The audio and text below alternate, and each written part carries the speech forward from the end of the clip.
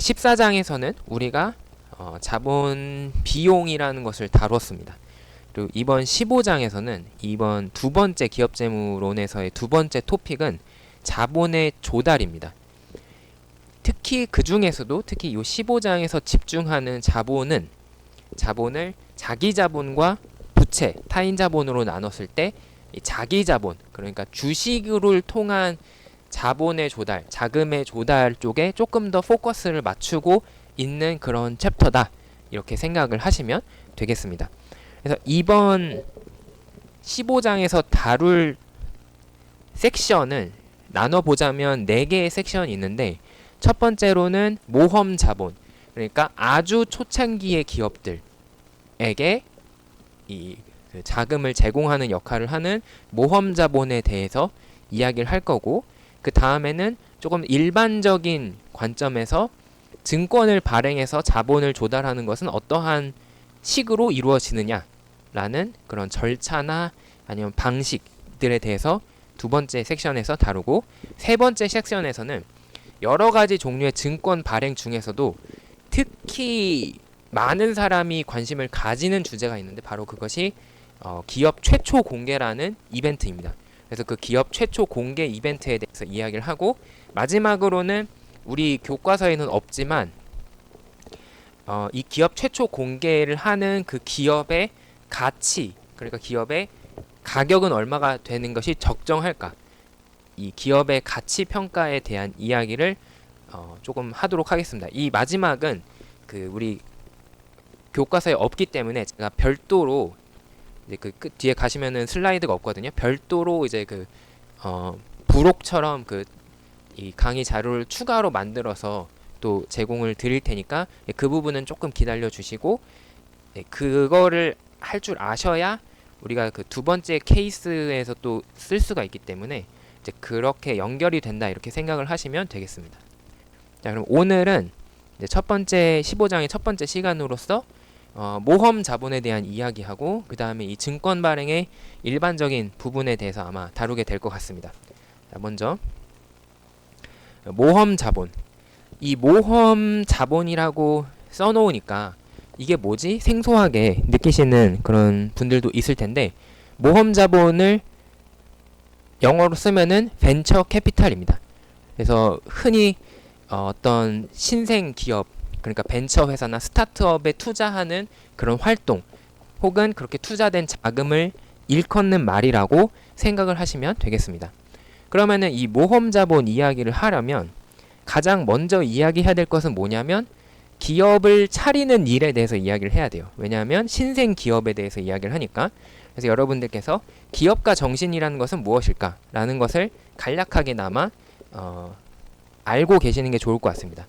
이 기업가에서 이 기업가는 이 영어로는 entrepreneur 이렇게 되어 있는데, 한글이나 한자로 쓸 때 그게 다릅니다. 우리가 기업, 일반적인 그 회사, 기업을 할 때 이 기업과 이 기업가 정신을 이야기할 때 기업이 한자가 달라요.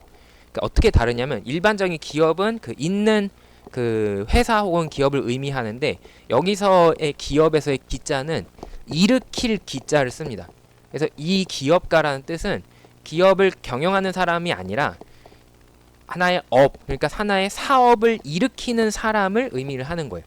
그래서 요런 사람들은 예를 들면은 테슬라의 일론 머스크, 마이크로소프트의 빌 게이츠, 뭐 페이스북의 주커버그, 뭐 이런 사람들이 이런 기업가라고 할 수 있는데, 이런 사람들은 새로운 사업에 도전하는 사람이다. 새로운 자기만의 비즈니스를 시작하려고 하는 사람이다. 이렇게 정의를 우리가 할 수가 있습니다. 근데 그때의 중요한 것은 뭐냐면 100% 성공한다는 보장은 없다는 거예요. 항상 내가 도전한다는 것은 실패의 가능성을 알고 한다는 것이기 때문에, 사실 제 뒤에 나오겠지만 100명이 스타트업을 차려도 그 중에서 성공적으로 이전이 성공적인 그 중간 과정을 거치는 것만 해도 거의 이미 한 90%의 스타트업이 탈락을 합니다. 그렇다는 것은 100명 중에 90명은 실패를 경험한다는 것인데, 그 나머지 10%의 가능성을 보고 이 새로운 사업을 하는 그런 도전을 한다는 거죠.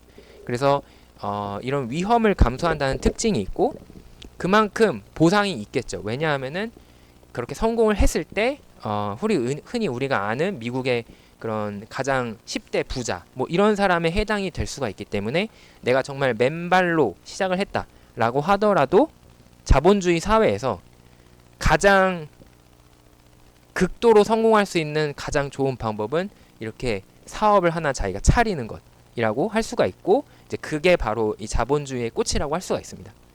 어쨌든 근데 이 기업가가 사업을 할 때 사실 여러 가지 요소가 중요해요. 왜냐면 자기의 기술도 중요하고 자기의 비전도 중요하고 자기가 내놓는 상품이나 서비스가 지금 현재 이 시장에서 이 소비자들의 선택을 받을 수 있는 여건이 되느냐 뭐 이런 것도 여러 가지가 중요할 거예요. 그런데 그런 것들 외에도 무시해서는 안 되는 요소 중에 하나가 바로 재무와 금융의 도움입니다. 바로 외부에서 자금을 조달을 충분히 받을 수 있느냐 아니냐가 그 성공을 결정한다라고 볼 수도 있습니다. 그러니까 비유를 하자면 이제 꽃이 혼자서 자생적으로 그냥 산이나 들에서 필 수도 있지만 거기 그 꽃이 잘 자라려고 하면은 그 화초가 잘 자라려고 하면은 옆에서 케어해 주는 사람이 물도 주고 영양도 주고 이렇게 하는 게 좋겠죠. 그 역할을 바로 파이낸스가 할 수 있다라는 것이고 그때 외부로부터 자금을 조달받아야 된다. 이 외부로부터 자금을 조달받지 못하면 자기만의 자금으로 온전히 이 사업을 진행을 해야 되는데 그것은 일반적인 사람에게는 쉽지가 않죠. 반면에 이 기업이 성공하기 위해서는 엄청나게 많은 투자와 인력과 뭐 여러 가지가 필요한데 그것은 결국 돈이 있어야 할 수 있기 때문에 결국은 외부에서 투자를 받아야만 이 기업이 성공을 할 수 있다라고 우리가 이야기를 할 수가 있습니다. 그렇다면은 이것에 투자를 받기 위한 그러한 투자자들이 필요할 텐데 그 투자자들이 누구냐? 바로 우리가 통칭해서 모험 자본이라고 부를 수 있습니다.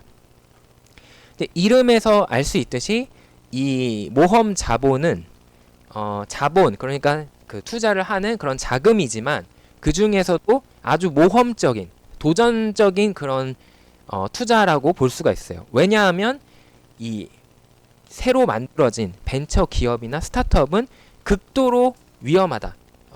열에 9은 실패한다. 라는 사실을 알고 있기 때문에 내가 실패할 수 있다라는 가능성이 굉장히 높은 거죠. 그렇기 때문에 나의 원금을 잃어버릴 가능성이 큼에도 불구하고 이렇게 투자를 하려고 한다라는 것이고 그 대신 제가 이제 나중에 뒤에서 보여드리겠지만 그 대신 성공만 하면은 이 사람들도 아주 많은 돈을 얻어갈 수가 있습니다. 이 모험 자본을 운영하는 사람들, 이제 영어로는 벤처 캐피탈리스트라고 부르는 이 모험 자본 업종에서 종사하는 사람들이 부자여서 모험 자본을 하는 것은 아니고 그 사람들도 일종의 대행을 하는 거예요. 어떤 걸 대행하냐면 여러 투자자들한테서 투자 자금을 모아서 이러한 벤처나 스타트업에 투자를 하는 거죠. 그래서 이 과정에서는 일종의 펀드처럼 운영이 됩니다. 그래서 요 벤처 캐피탈 회사가 하나가 설립이 되면 뭐 자기 그 돈이 많은 사람한테 투자를 받기도 하고 아니면 정부에서 자금을 지원받기도 하고 이렇게 해서 예를 들면 총 100억 원을 모아요. 뭐 이곳에서 10억 원, 저곳에서 20억 원, 뭐 이곳에서 15억 원 이런 식으로 해서 총 100억 원을 모은 다음에 그것을 하나의 벤처 회사나 하나의 스타트업에 몰빵을 하는 것이 아니라 펀드처럼 다시 그것을 스타트업 1번한테 뭐 10억 원 주자.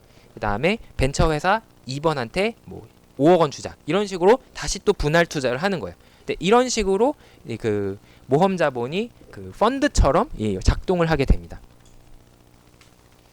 근데 왜 모험 자본을 하는 사람들만 벤처나 스타트업을 하느냐?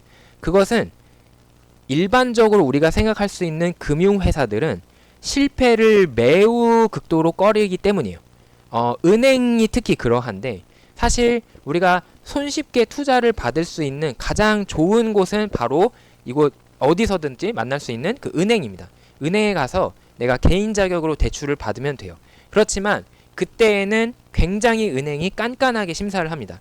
왜냐하면 은행은 이 서민들의 자금을 모아서 운영이 되고 있기 때문에 그 서민들에게 반드시 그 예금을 돌려줘야 되는 의무가 있죠. 그래서 항상 예금자 보호법 이런 것도 있고 여러 가지 장치가 되어 있습니다. 그러다 보니까 은행은 아주 보수적으로, 그러니까 조심조심 투자를 할 수밖에 없어요.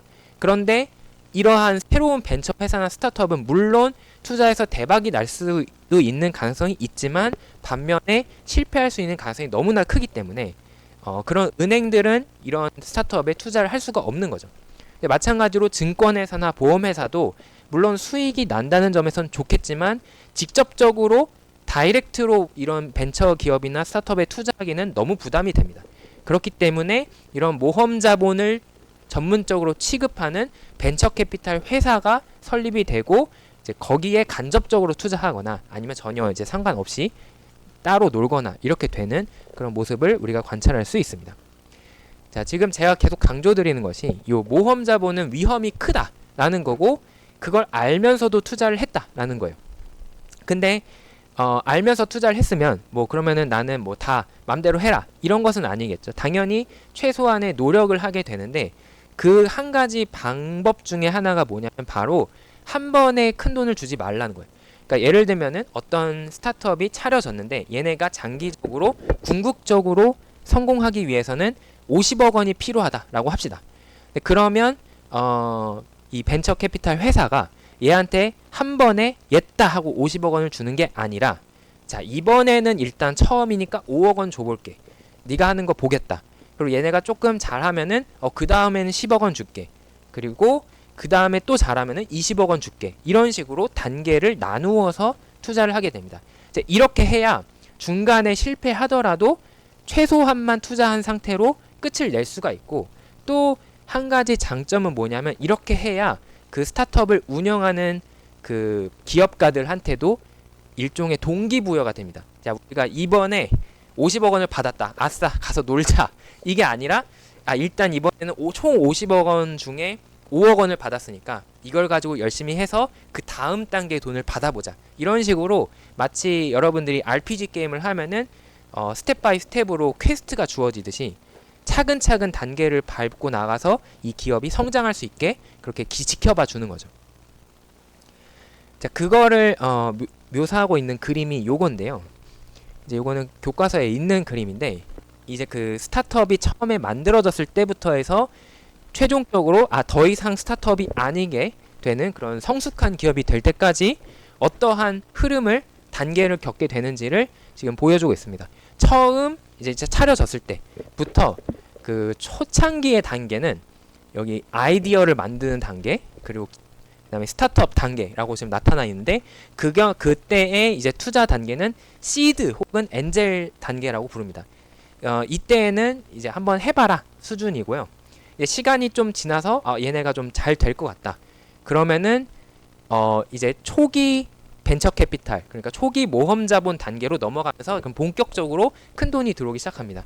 그리고 필요한 경우에는 이제 후기 벤처 캐피탈 자금이 투입이 되고 최종적으로는 우리가 이제 충분히 성공한 것 같다라고 하면은 그러면 지금까지 투자한 것들을 어떻게 보상을 받을 수 있을지 출구 전략을 이제 논의하는 그런 단계로 넘어가게 됩니다. 자, 그래서 그거를 조금 더 자세하게 말씀을 드리자면 일단 시드 그러니까 종잣돈 단계 스타트업이 받는 최초의 투자 단계라고 할 수가 있습니다. 이때에 사실 많은 분들이 오해를 하실 수 있는데 이 시드 단계에서의 투자는 그렇게 막 대단한 것이 아니에요. 시드 단계라고 보통 이야기하는 것은 어떤 전문적인 투자자를 만나서 투자를 받고 그걸 가지고 뭔가 사업을 시작하게 되는 경우는 진짜 한 10,000명 중에 한 대여섯 명 정도밖에 안 되고 대부분의 스타트업은 이 시드 단계는 어떻게 시작을 하냐면 지인으로부터 투자를 받아서 시작을 합니다. 그러니까 아니면은 우리 가족의 아버지, 어머니, 뭐 할아버지, 할머니 이런 가족으로부터 한 뭐 2천만 원, 1,000만 원, 뭐 3천만 원 이런 식의 조그만 돈으로 이제 사업을 한번 시작을 해봐라 이렇게 시작이 되게 됩니다. 그럼에도 불구하고 운이 좋다면 예를 들어서 내가 우연히 빌 게이츠를 만난다거나 이런 좋은 일이 생기게 되면은 그 사람들로부터 투자를 받을 수 있어요. 이제 그러한 경우는 우리가 그러한 사람을 엔젤 투자자라고 부르게 되는데, 이제 마치 천사처럼 그래 한번 선뜻 이제 그 큰 돈을 내준다는 의미가 되겠어요. 그래서 이러한 사람은 보통은 자기의 돈, 자산으로, 그러니까 부유한 사람이기 때문에 자기의 돈으로 그냥 뭐 큰 기대 없이 투자를 해주게 되는데, 이 사람들은 주로 어떤 사람들이냐면 이미 이런 기업가로서 자기만의 스타트업이나 벤처 회사를 이미 성공시킨 경험이 있는 사람들이 주로 이런 엔젤 투자자를 자처하게 됩니다. 왜냐하면 자기가 그런 사회로부터 제공받은 그런 혜택으로 인해서 자기는 이미 성공을 했기 때문에 그것을 한번 공헌을 돌려주고 싶다. 이런 취지, 좋은 취지, 그리고 뭐 거기서 성공해서 돈을 더 벌게 되면 더 좋고, 이런 1+1의 느낌으로 엔젤 투자자가 되는 경우들이 굉장히 많아요. 그리고 간혹 소수의 우리나라는 별로 없고 간혹 소수의 미국의 벤처 투자 회사는 아예 초창기에 남들이 모를 때 미리 투자하자라는 개념으로 접근을 하는 경우도 있기는 하지만, 이거는 이제 오히려 극소수고 사실상 대부분은 지인 및 가족이나 아니면은 우연히 만나게 된 어떤 엔젤 투자자로부터 지원을 받아서 사업을 시작하게 된다라고 볼 수가 있습니다. 이제 이렇게 처음 투자를 받게 되면은 이걸 가지고 무엇을 하느냐? 상품을 만들어야죠. 스타트업으로서 이제 처음 우리가 회사라는 그 이름을 딱 다루는 상태이기 때문에 우리가 생각했던 아이디어가 현실화될 수 있는지, 그 상품이나 서비스가 시장에서 정말 팔릴 수 있는지, 이런 것을 이제 검토해보고 한번 구체화해보고 그런 단계라고 볼 수가 있습니다. 자, 요 단계를 넘어서면 이제 본격적으로 벤처 캐피탈, 이제 모험 자본이 투자를 적극적으로 하게 되는 그런 두 번째 단계가 오게 되는데, 이거는 초기 모험 자본 투자라고 할 수가 있습니다. 그 중에서 시드 단계는 넘어섰고, 그러니까 최초 투자는 아니지만 본격적으로 투자가 처음 받는다라는 의미에서 시리즈 A 투자라고 하는 게 있는데, 이것은 시드 다음으로 처음으로 받은 투자금을 시리즈 A 투자금이라고 불러요. 그리고 이제 순서대로 A, B, C, D 이 순서대로 부릅니다. 그래서 처음 받은 거를 시리즈 A, 두 번째 받으면 시리즈 B, 세 번째 받으면 시리즈 C, 네 번째 받으면 시리즈 D, 이런 식으로 쭉쭉쭉 나가게 되는데, 보통은 뭐 A, B를 넘어가진 않고요. 보통은 A나 B에서 보통은 끝나게 됩니다. 이 시리즈 A를 받는 것도 쉽지 않아요. 시리즈 A를 받는 스타트업은 전체 중에 약 10%에 불과합니다. 그러니까 이미 시드 단계에서 100개 중에 90개는 망해요. 그래서 이제 접게 되고 선택적으로 성공적인 그런 모습을 보여주는 10%만 시리즈 A로 넘어갈 수 있습니다. 그리고 시리즈 A를 했는데 나는 조금 더 필요해요. 나는 아직 모자른다. 라고 하면은 이제 그 필요하다는 게 인정이 되면은 시리즈 A 다음에 시리즈 B의 투자를 받을 수 있는데, 그거는 이제 시리즈 B라고 합니다. 순서대로. 그러면 이걸 가지고 무엇을 하느냐? 이제 본격적으로 그 시장에서 그 활동을 하기 위한 그런 작업들을 하게 되는데, 예를 들면은 우리 회사에 필요한 인재를 영입하는 데 쓰거나, 아니면 필요한 생산 시설 등의 그런 자산을 구매하거나, 그리고 기존에 우리가 개발해 왔던 그런 상품이나 서비스를 최종 단계, 그러니까는 본격적인 서비스를 개시하는 그런 비용으로 지출을 하게 됩니다. 자, 이렇게 초기 투자가 끝나게 되면은 사실 대부분의 스타트업은 여기서 이제 끝이에요. 그러나 그 중에서도 간혹 얘는 진짜 그 거물이 될 것 같다, 이런 애들이 있는 거죠. 그런 경우에는 더 키워야겠다, 이런 생각이 들기 때문에 후기 투자를 받을 수 있게 됩니다. 이제 그러면은 시리즈 C나 D로 넘어가게 돼서 그 지금까지 받았던 거 이상으로 더 많은 자금이 들어오게 돼요. 근데 일반적으로는 그렇게 가는 경우는 거의 없고, 대부분은 A나 B 정도에서 이미 충분하게 필요한 거는 공을 받았고, 그 정도가 이제 딱 얘네의 포텐이기 때문에 더 이상의 투자는 받지 못하게 됩니다. 만약에 이제 후기 투자까지 가게 됐다면 우리가 출시한 그런 최종 상품이나 서비스에 곁들여서 더 우리가 본격적으로 수익을 창출하기 위한 이제 곁가지 상품 서비스 아니면은 그 번들 상품이라든가 아니면 여러 가지 제품군을 함께 출시하게 되고 그걸 통해서 이 시장에서의 점유율을 확보하는 그런 노력을 하게 됩니다. 시장에서 점유율이 올라간다.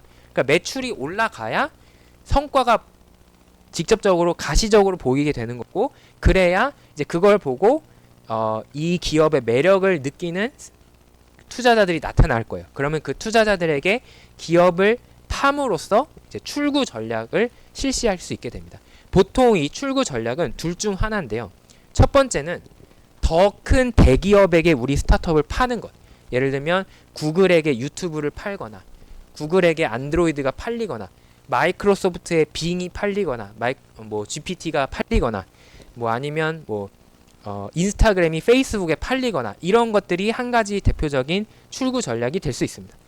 근데 그렇게 해서 끝나는 경우가 있고 아니면 직접적으로 자기가 이제 정말 그 이름을 날리는 전국적인 그런 기업이 되고 싶다라고 하면은 그 주식시장의 상장을 선택을 하게 됩니다.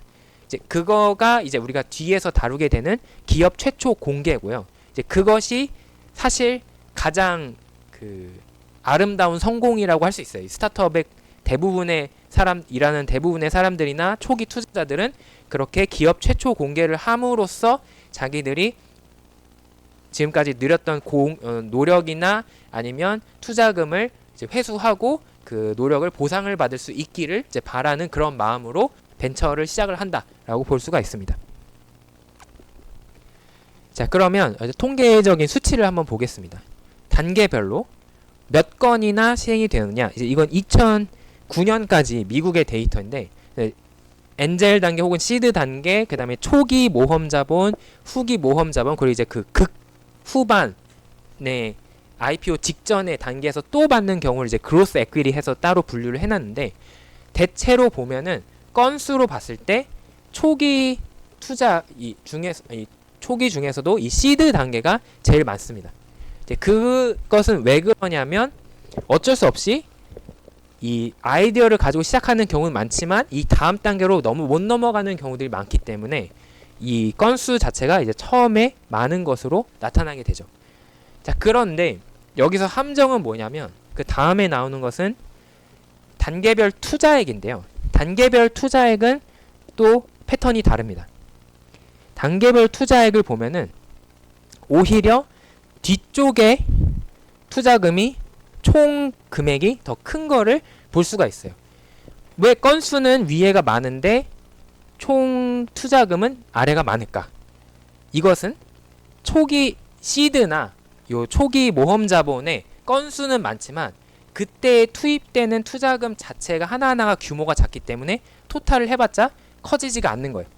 근데 이제 후기 단계로 넘어간 애들은 진짜 흔히 우리가 말하는 유니콘 기업, 예를 들면 페이스북, 구글 이런 애들이 이런 단계를 넘어가기 때문에 그때는 대규모의 아주 큰 규모의 투자금이 한 방에 들어오게 되거든요. 그래서 이제 후기의 모험 자본의 오히려 총액으로 따지면 더 큰 것을 확인할 수가 있습니다. 이제 업종별로도 한번 볼게요. 요즘의 트렌드는 아무래도 IT와 바이오죠. 그래서 그게 그 두 가지가 제일 많습니다. 이제 보면은 이제 아더 기타는 빼고 가장 많은 건수를 자랑하는 것이 바로 제일 아래에 소프트웨어. 그러니까 IT 기술 소프트웨어의 건수가 제일 많고 투자 금액도 이제 거의 그 2위 수준으로 제일 많습니다. 그리고 또 하나가 이제 건수는 좀 적지만 바이오 그리고 제약 이쪽도 이제 스타트업이나 벤처 회사가 많고 그 경우에 건수는 조금 떨어지지만 총액 규모로 보면은 오히려 이제 1등을 차지하고 있는 것을 볼 수가 있어요.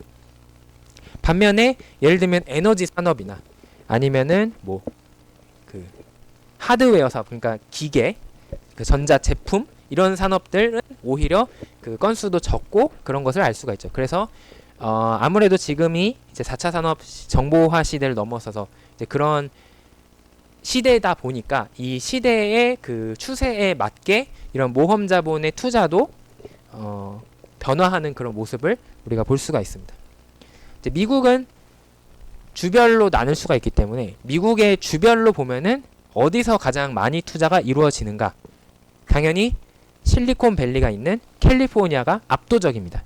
이제 캘리포니아가 보면은 지금 금액으로 따졌을 때 나머지 주를 다 합쳐도 캘리포니아 하나에 안 돼요. 2019년에.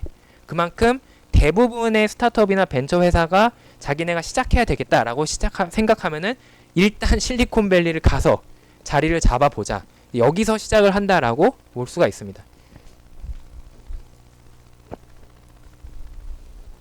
자, 제가 처음에 이 섹션을 시작하면서 모험 자본의 경우는 실패 가능성이 매우 크다라고 말씀을 드렸어요. 그럼에도 불구하고 투자자들이 있다라는 것은 그럼에도 불구하고 무언가 얻을 수 있는 것이 있기 때문에 매력이 있기 때문에 투자를 하는 거겠죠. 그래서 모험 자본의 성과를 한번 통계적으로 확인을 해보도록 하겠습니다.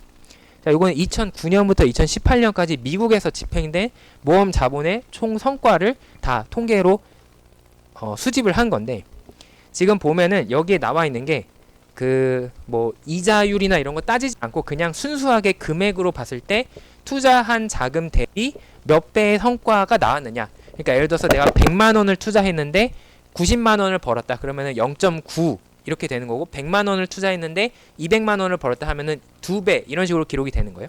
그래서 1배 미만, 1에서 3배, 3에서 5배, 5에서 10배, 10에서 20배, 20배 이상 이렇게 나눠 놨는데 보면은 요 옅은 파란색을 보시면 하늘색을 보시면 1배 미만이 51%를 차지합니다. 이제 이게 바로 위험을 나타내는 거예요. 모험 자본 투자자들은 내가 10억 원을 투자하면 5억 1천만 원은 잃어버릴 각오로 한다 라는 것을 보여주고 있습니다. 왜냐하면 원금을 되찾지 못하는 경우가 51%나 되는 거예요. 근데 나머지 49%에서는 어쨌든 수익이 나긴 나는 거죠. 이익이 발생하긴 해요. 내가 투자한 자금 대비 더 많은 수익을 얻을 수는 있습니다. 근데 그 중에 30%는 1에서 3배라고 볼 수가 있습니다. 사실 3배만 벌어도 일반적인 주식 투자로는 달성을 할 수가 없는 거거든요. 내가 1억 원을 투자했는데 3억 원 되어서 나오면은 이거는 상당히 괜찮은 그런 투자라고 할 수가 있습니다. 문제는 뭐냐면 그럴 가능성이 높지는 않다. 근데 그런 것조차도 이 사람들한테는 별로 성공이 아닙니다. 왜냐하면 극소수지만 10배 이상 가는 경우도 있기 때문에. 그래서 사실 이 벤처 투자하는 사람들은 이 부분을 보고 투자하는 거라고 볼 수가 있어요.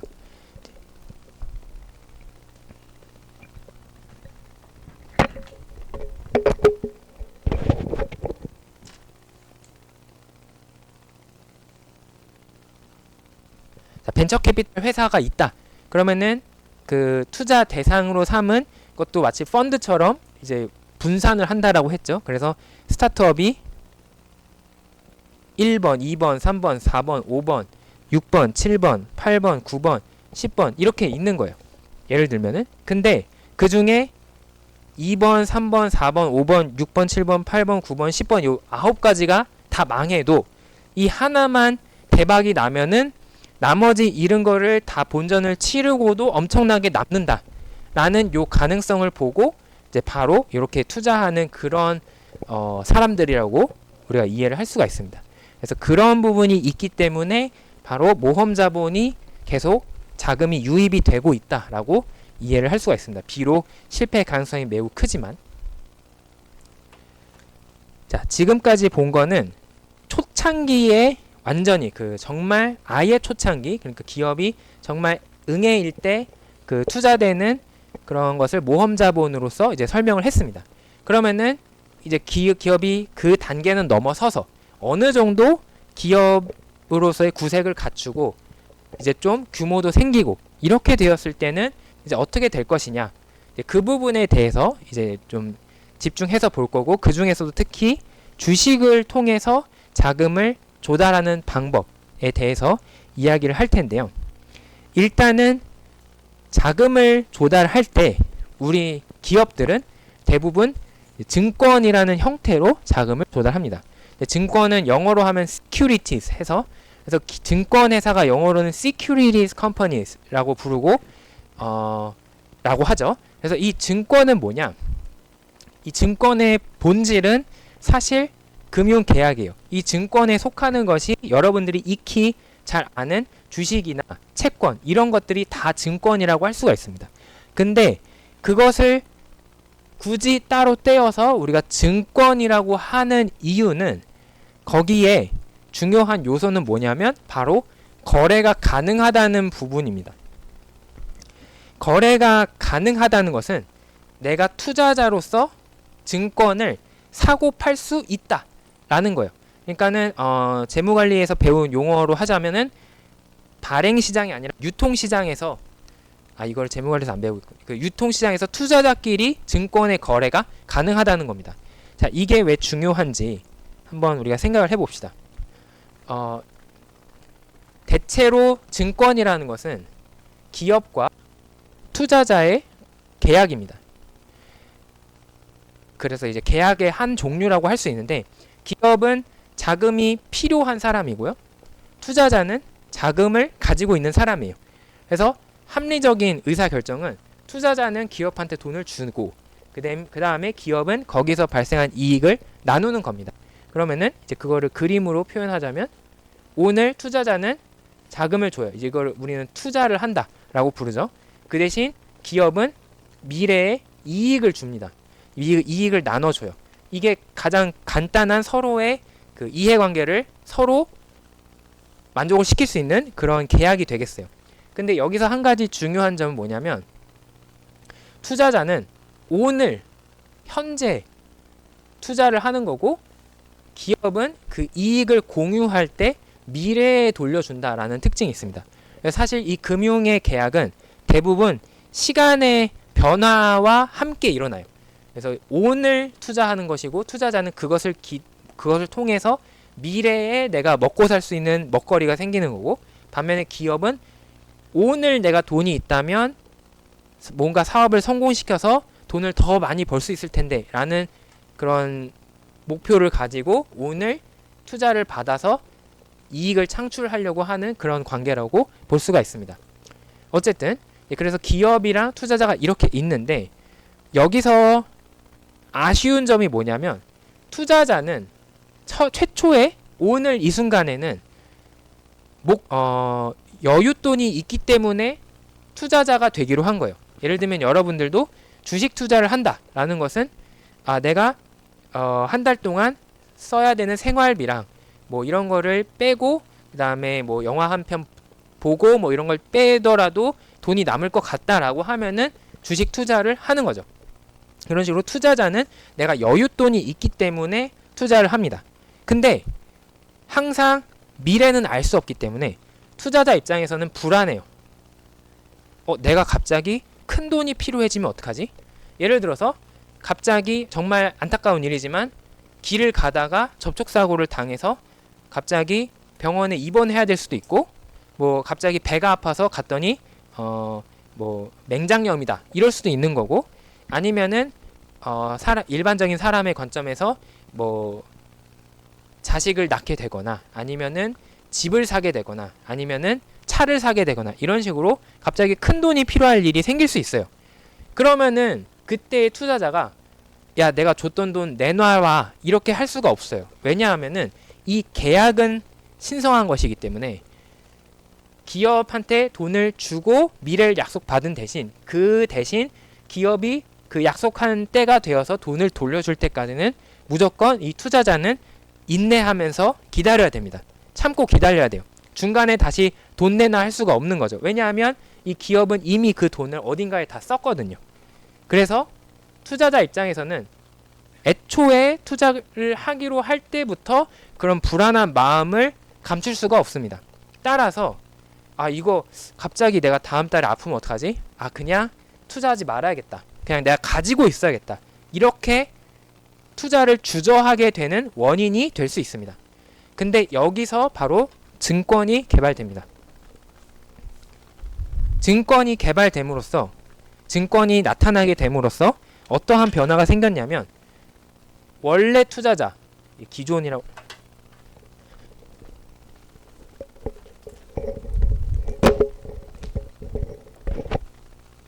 처음에 기업에게 돈을 준 사람이 더 이상 이 계약을 유지하고 싶지 않을 때, 하지만 기업은 전혀 이 계약을 끝내고 싶은 마음이 없기 때문에 그때에 해결할 수 있는 방법이 뭐냐면 신규 투자자를 찾는 거죠. 그래서 이 새로운 사람이 나타나서 이 기존 투자자한테, 야, 너 지금 돈 필요해? 그러면은 그 계약을 나한테 넘겨라. 그 대신 내가 너한테 돈을 줄게 라고 하는 거예요. 그러면은 그것을 어떻게 이제 현실에서 나타내냐면, 이 사람이 가지고 있던 이 계약서, 증권을 이 사람한테 양도하는 것으로 이 거래가 이루어지게 되고, 그러면 기업은 이 기존 투자자에게 직접적으로 돈을 돌려주지 않아도 되고, 다만 이제 새로운 주인이 된 신규 투자자한테 미래의 이익을 주면 되는 거죠.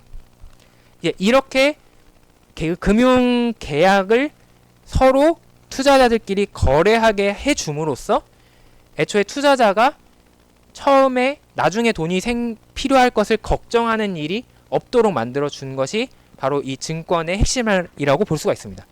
이 과정을 통해서 기업은 돈을 갑자기 되돌려줘야 되는 걱정 없이 자기 여러 가지 활동을 할 수 있는 거고, 투자자도 내가 돈이 필요해지는 상황을 걱정하지 않고 선뜻 내 여윳돈을 투자 활동에 쓸 수가 있게 된 거죠.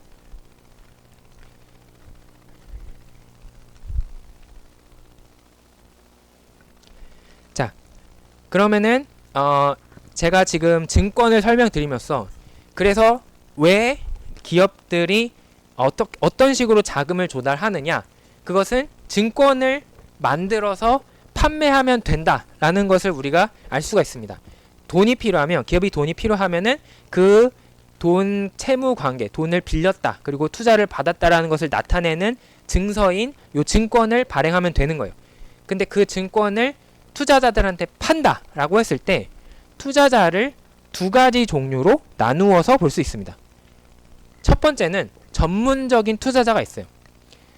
금융회사에 일하는 사람이나 아니면 그 금융회사 자체, 아니면 매우 돈이 많은 부자, 이런 사람들은 이 금융시장에 대해서 잘 알고 있고, 그리고 기업에 대한 정보도 많고, 그리고 여러 가지 뭐 네트워킹도 있고 하기 때문에 전문적인 그런 관점에서 투자를 할 수가 있습니다.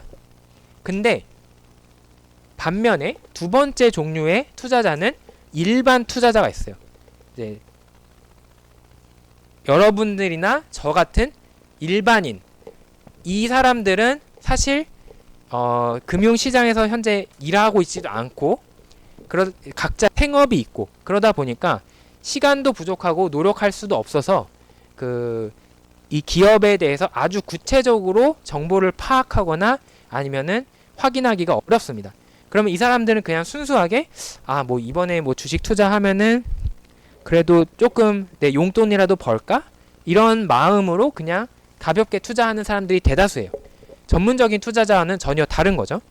그런데 이때 이렇게 두 번째 타입, 그러니까 일반적인 투자자한테 자금을 공급받기 위해서 증권을 만들어서 파는 것을 우리는 공모라고 부릅니다. 공개적으로 모집한다 라는 뜻이에요. 그래서 자금을 공개적으로 모집을 한다. 그러면 대중 투자자, 일반 투자자에게 증권을 판매하고 그 대가로 돈을 받는다 라고 할 수가 있습니다. 반면에 첫 번째 타입, 소수의 전문적인 투자자에게만 이 증권을 판매하는 것을 우리는 사모, 사적으로 모집을 한다라는 뜻입니다. 그래서 아름아름해서 이 전문 투자자를 만나서 그 사람한테 설득을 해서 우리 기업의 증권을 판매하는 일이라고 할 수가 있습니다. 사모는 사실 별로 중요하지 않습니다. 왜냐하면 전문적인 투자자들이 하는 것이기 때문에 니들이 잘 알겠지 뭐, 이런 게 일반적인 생각이에요. 뭐 니네가 잘 알고 투자하는 거니까, 니네가 잃든 말든 뭐 어떻게 성공하든 뭐 그것은 너네가 한 것이니까 오케이 알아서 두겠다, 이런 것이 일반적인 관점입니다. 근데 반면에 공모에서는 문제가 발생해요. 왜냐하면 기업이 증권을 파는 대상이 일반인이기 때문에 이 사람들을 보호해야 할 필요성이 생기게 됩니다. 왜냐하면 이런 사람들은 사실은 기업에 대해서 잘 모르거든요. 그렇기 때문에 속을 수가 있어요. 자칫하면은 조금 더 많은 정보를 가지고 있고 조금 더 전문성이 있는 다른 사람들에게 속거나 아니면 그 기업을 잘 모르면서도 투자할 수가 있기 때문에, 그렇기 때문에 법적으로 규제를 하거나 아니면 절차를 엄격하게 하거나 심사 과정을 거치도록 되어 있습니다. 그래서 이때에 우리나라에서는 금융감독원, 뭐 미국에서는 증권거래위원회, 이런 감독기구가 들어와서 간섭을 하게 되죠. 그래서 그리고 이 증권을 판매하는 과정에서 기업과 투자자가 직접적으로 서로 인터액션을 하면은 그것도 나쁘지 않겠지만, 사실 이러면은 그 거래자를 원하는 상대방을 찾기도 쉽지 않고, 그리고 노하우도 부족하기 때문에 뭔가 실수나 오류나 아니면은 여러 가지 문제점이 있을 수 있습니다. 그래서 마치 그 부동산 거래를 할 때 중개인을 끼듯이 중개인을 하나 끼워 넣게 되는데, 그게 바로 금융회사가 하는 역할이 됩니다. 그래서 그 사람들을 인수회사라고 불러요. 혹은 조금 더 친숙한 용어로는 간사회사 아니면 주관사 이런 식으로 부르는데, 영어로는 언더라이터라고 부릅니다.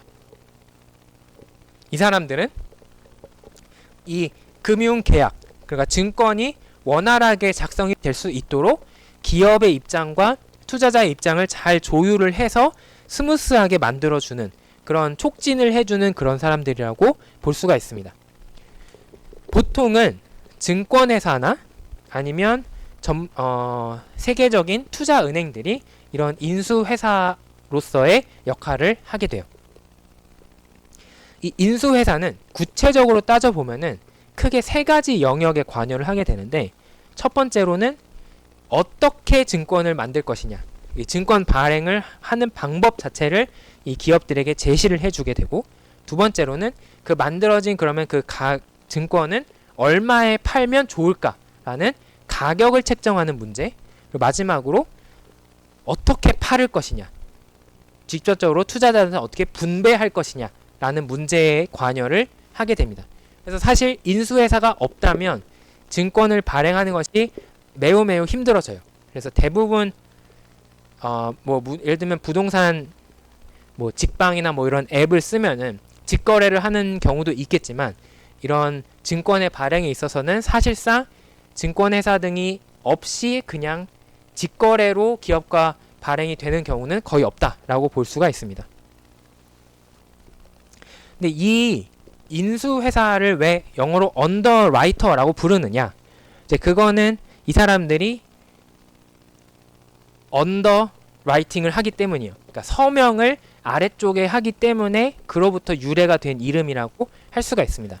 자, 이게 어떤 그 기업이 대표적으로 증권을 발행할 때에 그 투자 모집을 하는 그런 광고라고 할 수가 있는데, 여기 보면은 이제 WWE, 그러니까 월드 레슬링 페더레이션 엔터테인먼트, 그 레슬링, 그 미국의 레슬링 기업이 그 증권을 발행하고 있고, 그 증권은 구체적으로 커먼스탁, 보통주다, 그리고 주당 17달러다 라는 가격이 제시가 되어 있습니다. 근데 이런 기본적인 정보가 있고, 그 아래 보면은 이제 몇 주를 팔 것이다, 몇 주를 팔 것이다 이런 것이 있고, 여기에 나오는 것이 지금 이 부분이 좀 흐려서 안 나오는데 여러분들 자료를 참고하시면 베어 스턴스, 크레딧 스위스, 메릴 린치, 이런 세계적인 금융회사들의 이름이 적힌 것을 볼 수가 있어요. 바로 얘네들이 이 건에 대한 인수회사로 책임을 지고 있는 것이고, 그래서 자신들의 서명을 집어 넣은 겁니다. 그러니까 자신들이 책임을 진다라는 의미로. 그런 이 아래쪽에 그 이름들이 나온다라는 의미에서 이제 얘네를 언더라이터라고 부르기 시작을 했다, 이렇게 기억을 할 수가 있겠습니다. 자, 그러면 이 기업과 인수회사가 협력해서 증권을 발행하는 기본적인 절차는 어떻게 되느냐, 이런 순서인데요. 먼저 여기서 시작을 해요. 어떤 기업이 증권을 발행해서 자금을 모집해야 되겠다라는 마음을 먹었다 칩시다. 자, 그러면 얘는 금융권, 예를 들면 우리나라에서 여의도에 이제 가서 얘기를 합니다. 돌아다니면서 우리가 증권을 좀 발행하고 싶은데, 예를 들면 뭐 주식을 발행하고 싶은데 라고 이제 여지를 남겨요. 그러면은 군침을 흘리는 증권회사 ABC 이런 애들이 달려들어서 저희와 함께 하시죠 라고 나옵니다. 그러면 얘네들끼리 경쟁을 해서 저희가 더 잘 해드리겠습니다 이렇게 경쟁을 해요. 그럼 뭐 여러 가지 요인이 들어가겠지만 뭐 그 인수회사가 선택이 됩니다. 하나일 수도 있고 여럿일 수도 있어요. 공동으로 할 수도 있어요. 어쨌든 인수회사를 선택을 하면, 여기는 인베스트먼트 뱅커, 그러니까 투자은행이라고 쓰여 있는데, 어떤 인수회사가 결정이 되면 그 인수회사와 그 기업이 상의를 통해서 회의를 해서 현재 이 기업의 상태나 이런 것을 보고 우리가 그러면은 보통주를 발행을 해야겠다, 뭐 아니면 뭐 우선주를 발행해야겠다, 이런 식으로 그 증권의 종류와 그 가격 이런 것들을 구체적으로 작성을 합니다. 그런 것이 완성이 되면 그것을 하나의 문서로 일목요연하게 정리해서 홍보를 하게 되는데, 그것을 여기 있는 프로스펙터스라고 불러요. 이제 이거는 우리나라 말로 치면은 투자 계획서라고 보시면 되겠어요. 그러니까는 투자자들한테 보여주기 위한 용도로서 잠정적으로 우리가 너희들한테 이렇게 주식을 만들어서 팔 거고, 그걸 통해서 이렇게 돈을 모으면 그걸 어디다 쓸 거다, 이런 기본적인 정보를 담고 있는 그런 문서라고 할 수가 있습니다. 그리고 동시에 유사한 그런 형태로 이제 법적인 그런 준비를 해서 법적 서류를 그 감독기구에 제출합니다. 미국의 경우는 증권거래위원회 SEC, 우리나라의 경우는 금융감독원에 제출을 해서 검토를 받아요. 왜냐하면 이것이 일반적인 투자자들에게 판매가 될 것이기 때문에 얘네가 혹시 속이고 있는 것은 없는지, 아니면 일반 투자자들이 잘 모를 수 있는 부분은 없는지, 속을 수 있는 부분은 없는지, 이런 것들을 꼼꼼하게 한번 확인을 검토를 받는 거죠. 그리고 그 투자 계획서가 나왔던 것은 일단 그 금융권 내에서 이제 다 돌립니다. 쫙 돌려요.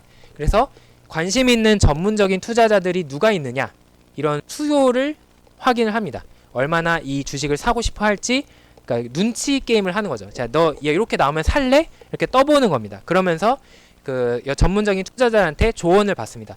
만약에 너희 기업이 이런 식으로 증권을 내면은 나는 $20에 주당 뭐 3만 원에 살 마음이 있다. 저쪽에서는 뭐 나는 주당 4만 원에 살 마음이 있다. 이런 식으로 수요를 확인합니다. 그리고 그런 것들을 반영해서 최종적으로 최종 가격 등을 정확하게 명시한 이 투자 계획서를 이제 공개적으로 이제 뿌리게 됩니다. 한편 이제 법적인 그런 절차가 심사가 끝나야 되고, 그러면은 이제 투자자들을 공개적으로 모집을 하고, 그 투자자들은 증권사들을 통해서 이 주식을 사겠다라는 청약을 하게 됩니다. 마치 부동산 청약하듯이, 아파트 청약하듯이 똑같이 주식 청약을 해서 사요. 그러니까 청약이라는 것은 내가 이것을 사겠다라는 약속을 법적으로 하는 거죠. 그리고 그것에 따라서, 결과에 따라서 그러면 구매자가 결정이 되고, 구매자들은 그 주식에 대한 가격을 치르게 되고, 그 치루어진 값들은 모여서 돈이 되었으니까, 돈이니까 이제 원래 이 증권을 발행한 기업에게 들어가게 됩니다. 네, 이런 식으로 여러 가지 절차를 통해서 이 공모 발행이 이루어진다, 이렇게 기억을 하시면 되겠습니다. 자, 지금 대략적인 절차는 이러한데, 이때에 더 구체적으로 살펴보면은 그 세부적인 시행 방법에서 차이가 있어요. 이제 그것에 대해서 이제 말씀을 드릴 텐데, 이제 이거는 그냥 전체를 다 포괄적으로 나온 거예요. 그래서 위에 여기까지는 공모, 그리고 아래는 사모에 해당이 되는 부분이고, 그 공모도 여러 가지로 나뉘는데 뭐 이 부분은 볼 필요가 없습니다. 여러분들께서는 캐시 오퍼, 그러니까 현금을 받고 판매하는 것만 아셔도 돼요. 캐시 오퍼 중에서는 종류가 여러 가지가 있어요. Firm Commitment, Best Effort, Dutch Auction, 이렇게 세 가지가 있는데, 우리 수업에서는 firm commitment와 best effort 이 두 가지의 차이점을 한번 공부해 보도록 하겠습니다.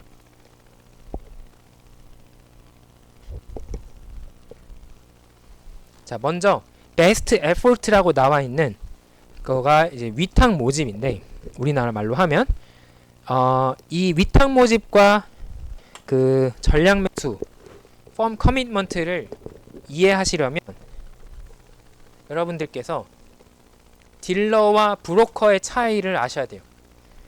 우리나라에서 자동차를 살 때는 사실상 큰 차이가 없지만 미국에서 차를 살 때는 좀 차이가 있어요. 이제 브로커라고 하는 사람이 있고 딜러라고 하는 사람이 있습니다.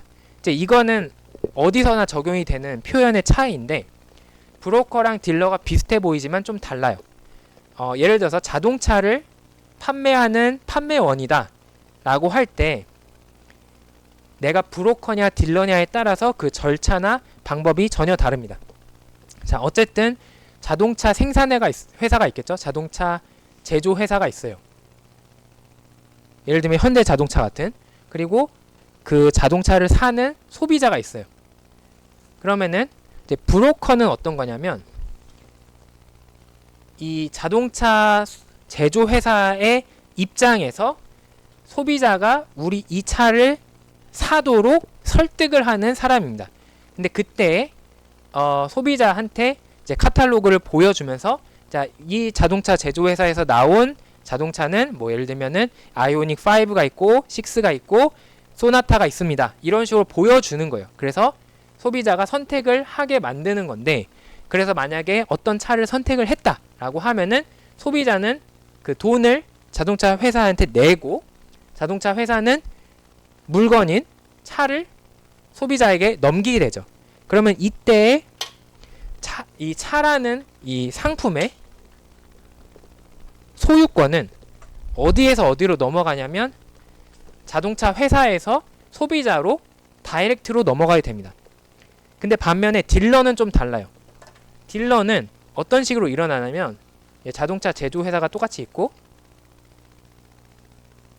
소비자가 있을 때, 딜러는 소비자가 앞으로 미래의 선택을 어떻게 할지 모르는 상태에서 자기의 예상으로 이런 차들이 팔릴 것 같다라고 하면은 일단 요 자동차 회사로부터 차를 삽니다. 당연히 이제 지급을 하겠죠. 대금을, 거래 대금을 지급을 해요. 그러면 딜러한테 소유권이 먼저 넘어와요. 그러면 그 소유권이 넘어온 자신의 차량이 된 차들을 자기의 가게에 진열을 해놓고 이제 소비자를 맞습니다. 그래서 자, 우리가 가지고 있는 차는 여기가 있다. 그러면은 너 어떤 차 살래? 그 중에서 이제 하나를 팔게 되는 거죠. 그러면은 차가 이제 궁극적으로는 소비자한테 가게 되는 거고, 다시 얘는 그거에 대한 그 도움을 받게 되는 구조가 되겠습니다. 그래서 딜러의 경우는 차의 소유권이 다이렉트로 자동차 제조회사에서 소비자로 가는 게 아니라 일단 딜러로 왔다가 다시 딜러로부터 소비자로 소유권이 이전되는 두 단계를 거쳐서 일어납니다. 그리고 또 한 가지 특징은, 브로커는 소비자가 반응을 하기 전까지 미리 뭘 할 필요가 없어요. 이 사람이 선택하면 그거 맞춰서 하면 돼요. 근데 반면에 딜러는 자기가 봐서 잘 팔릴 것 같은 차를 미리 요 자동차 제조회사에서 사와야 되는 그런 노력이 필요합니다. 그 대신 브로커는 자동차 제조회사에서 정한 가격에 따라서 차를 팔아요. 그러나 딜러는 자기가 원하는 값을 불러서 소비자한테 팔 수가 있어요. 이제 그런 차이가 존재를 합니다. 자, 그러면 이거를 이해를 하신 후에 돌아와서 위탁 모집은 뭐냐면 바로 자동차 시장에서 브로커와 같이 활동하는 것을 우리는 위탁 모집이라고 부릅니다. 그래서 이거는 순수하게 중개만 하는 그런 역할을 수행을 하게 됩니다. 이제 이거를 영어로 보면 재밌는데, 영어로 best efforts underwriting이라고 부릅니다. 여기서 best efforts라는 말은 그 최선의 노력이죠. 직역을 하면은. 그래서 요 best efforts underwriting이라는 것은 이 중개를 하는 언더라이터, 그러니까 인수 회사가 발행하는 기업을 위해서 최선을 다해서 노력을 하겠다라고 라는 그런 의미가 담겨 있어요. 근데 사실 최선의 노력을 다하겠다라는 것은 법적으로 책임을 지는 건 아니거든요. 왜냐하면 네가 최선을 다했는지 아닌지는 다른 사람은 알 수가 없어요. 그래서 사실 그 결과에 대해서 책임을 지지 않는다라는 약간의 반어적인 표현일 수도 있습니다. 어쨌든 이 위탁 모집에서는 인수회사는 네가 파는 대로 얼마나 몇 대를 팔았느냐에 마찬가지로 그 수수료를 얻습니다. 그래서 주식을 몇 주를 팔았느냐에 따라서 그거에 비례하는 수수료를 얻습니다. 근데 못 팔 수도 있어요.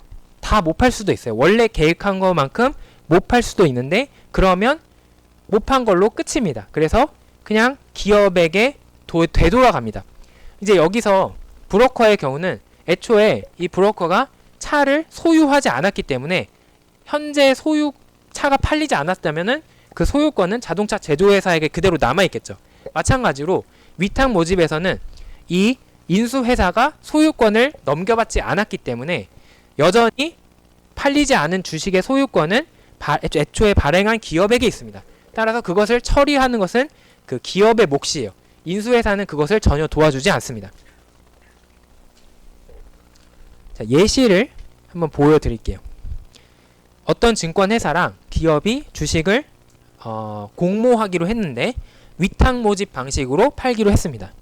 네, 공모가를 150으로 정했다라고 하면은 공모가라는 것은 일반 투자자들이 최종적으로 이 주식을 사는 가격을 의미합니다.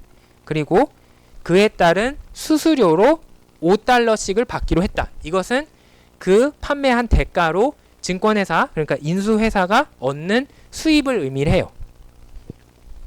그리고 최초에 몇 개를 팔기로 했느냐? 200만 주를 만들어서 팔기로 했다라는 게 정해져 있습니다.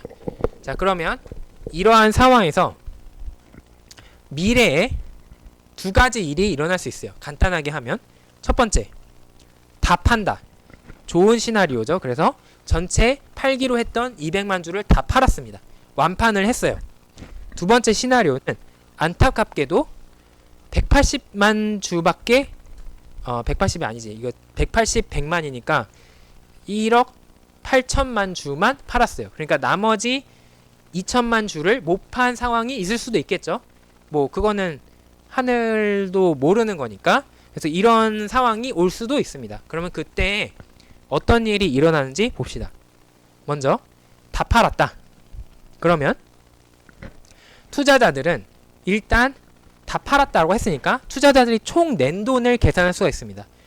하나당 150달러에 팔았고 총 200밀리언을 팔았으니까 곱해보면 30빌리언이 나옵니다. 그러면 300억 달러로 이제 총 투자자들이 낸 돈을 합치면 300억 달러다라는 것을 알 수가 있습니다.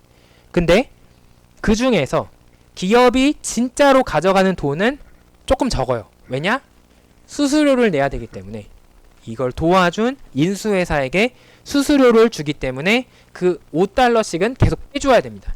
그러면은 실제로는 150달러에 팔았지만 실제로 받는 돈은 하나당 145달러씩만 받기 때문에 계산을 해보면 290억 달러만 받는 걸로 나오게 됩니다. 그래서 10억 달러가 비게 되죠.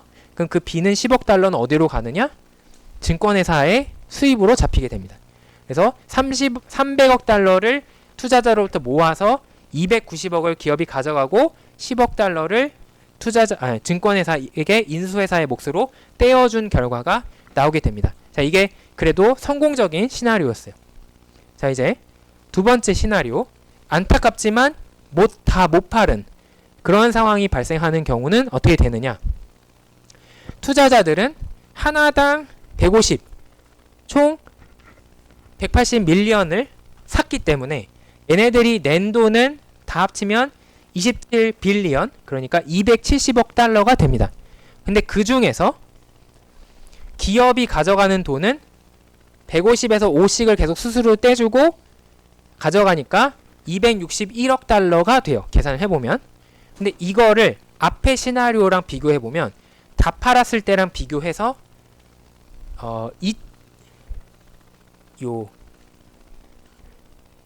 2,900만 아니지.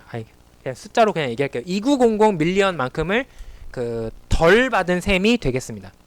자, 그 다음에 증권회사는 수수료를 계속 받죠. 그래서 총 180 밀리언만큼을 팔았으니까 그에 따라서 900 밀리언, 그러면은 9억 달러를 받게 됐죠.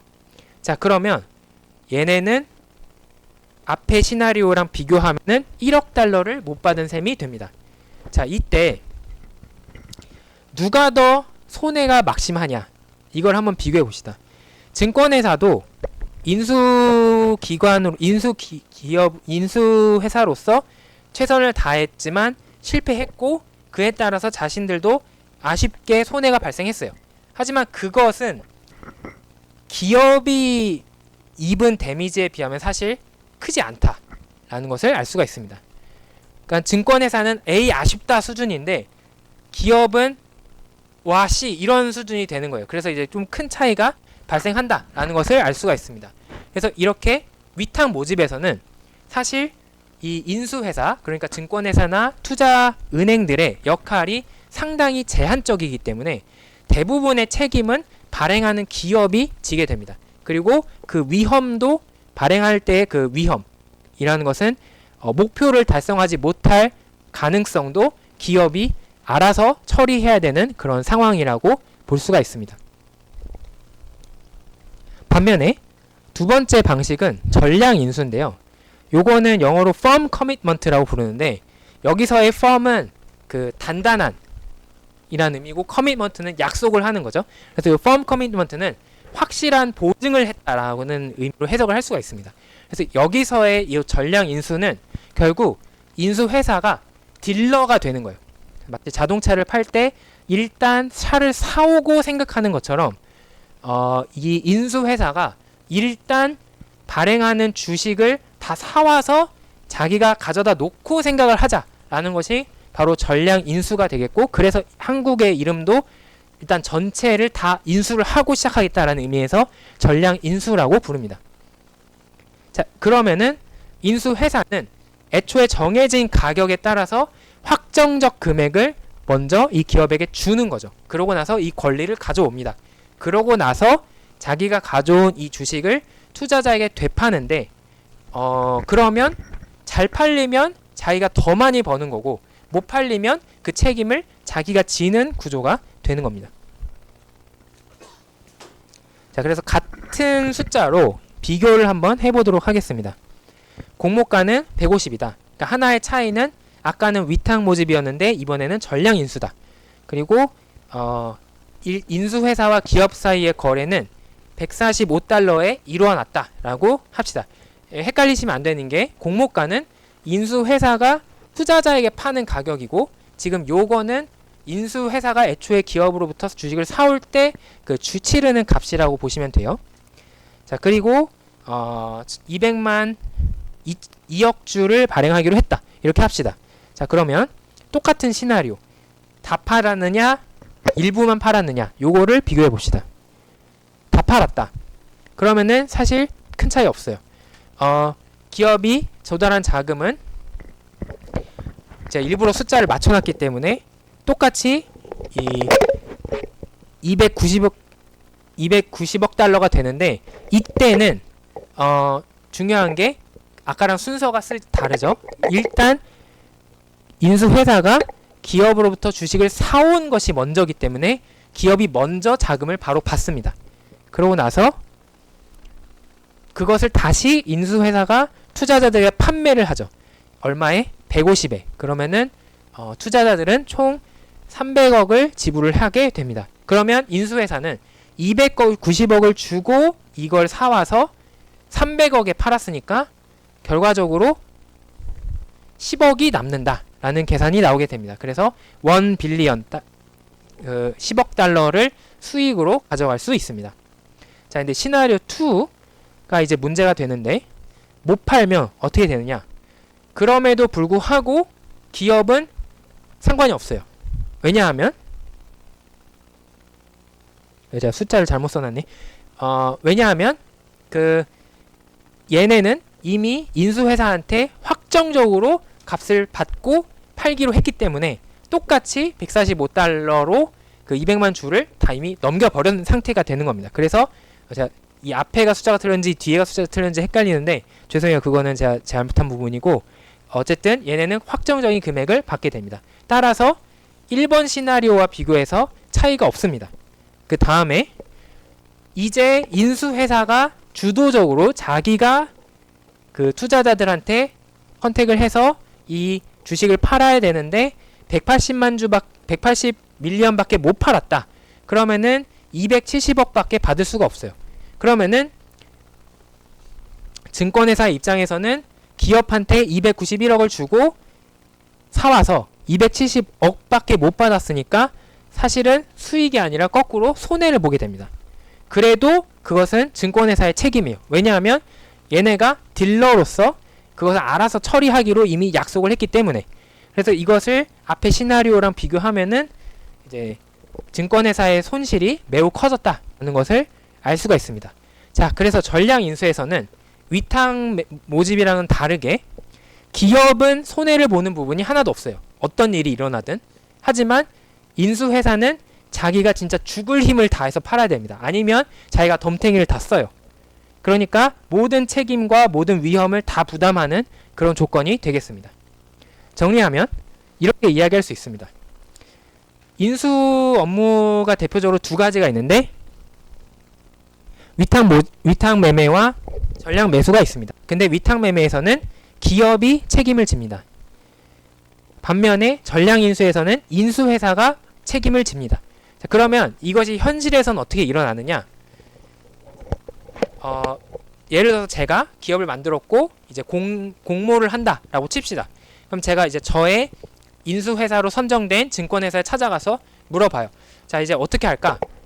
전량 인수 할래? 위탁 매매 할래? 이렇게 물어보면은 이제 그 대답을 듣고 나는 내 기업의 값을 판단할 수 있어요. 만약에 그 사람이 위탁 매매 하시죠 라고 하면은 너 별 볼 일 없으니까 꺼져 이런 뜻이에요. 그냥 너는 지금 사실 별로 건덕지가 안 되는데 내가 진짜 해준다 약간 이런 느낌으로 생각할 수 있습니다. 근데 반면에 적극적으로 나서면서 전량 인수 하겠다 라는 것은 자기네가 생각할 때 책임을 져야 되지만 100% 팔 확신이 있기 때문에 그런 선택을 한 거거든요. 그렇다는 것은 시장에서 보기에 우리 기업이 굉장히 매력이 높다 이런 의미로 판단을 할 수가 있습니다. 그래서 현실에서는 매력이 없는 기업이 위탁 매매를 권고를 받고 매력이 있는 기업은 전량 인수를 권고받는데 결과적으로 그러면은 그것을 듣고 그 대답을 듣고 기업의 주인들도 판단을 하겠죠. 그래서 결과적으로 어떻게 되느냐? 95%가 전량 인수로 일어납니다. 오직 5%만 위탁 매매가 일어나게 되는데 이 의미는 뭐냐면 위탁 매매를 들은 대부분의 기업들은 그냥 증권 발행을 포기를 해버리기 때문에 위탁 매매가 이렇게 적은 거예요. 왜냐하면 내가 위탁 매매를 권고를 받았다는 것은 이미 시장에서 매력이 없다라는 거를 시그널을 받은 것이기 때문에 굳이 내가 강행을 할 필요가 없다는 거죠. 그래서 현실에서 대부분의 이 증권 발행은 요 전량 인수로 결과적으로 일어나게 됩니다. 매력이 있는 시작 단계에서 매력이 있는 기업만 이 최종적으로 증권 발행을 하기 때문에 이제 그런 선택의 결과가 나타나게 됩니다.